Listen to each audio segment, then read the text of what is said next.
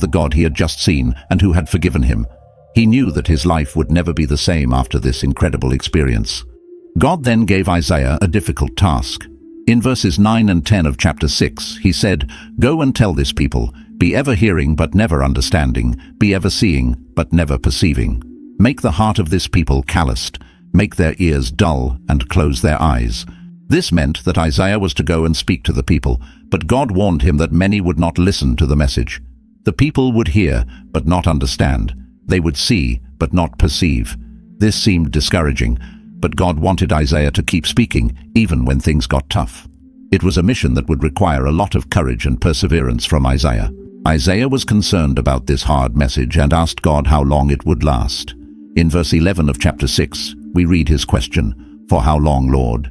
He wanted to know how long the people would be blind and deaf to God's message. God's response showed that difficult times were ahead. He spoke of cities that would become empty and houses without inhabitants. This meant that a time of judgment and hardship was coming for the people, but even in this hard message, there was a glimmer of hope. In verse 13 of chapter 6, God gave Isaiah a message of hope to share. He said, "And though a tenth remains in the land, it will again be laid waste. But as the terebinth and oak leave stumps when they are cut down, so the holy seed will be the stump in the land." This meant that even though hard times were coming, God would not completely abandon his people. There would always be a stump, a faithful remnant that would survive. God had a plan for his people, and that plan included a future of hope and restoration. From that day on, Isaiah began his journey as God's prophet. He would speak to kings, priests, and ordinary people.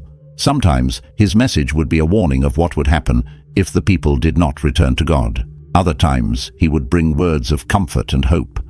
Isaiah knew it wouldn't be easy, but he was determined to fulfill the mission God had given him. He had seen God's glory, experienced his forgiveness, and accepted his call. Now he was ready to face any challenge that lay ahead. Thus began Isaiah's ministry. The vision in the temple was just the beginning of a life dedicated to being God's voice to his people. Isaiah left the temple that day as a changed man, ready to make a difference in his world. He would confront powerful kings, speak out against injustice and idolatry, and bring messages of hope about a future savior. His life would never be the same, and through him, God would speak to his people for many years.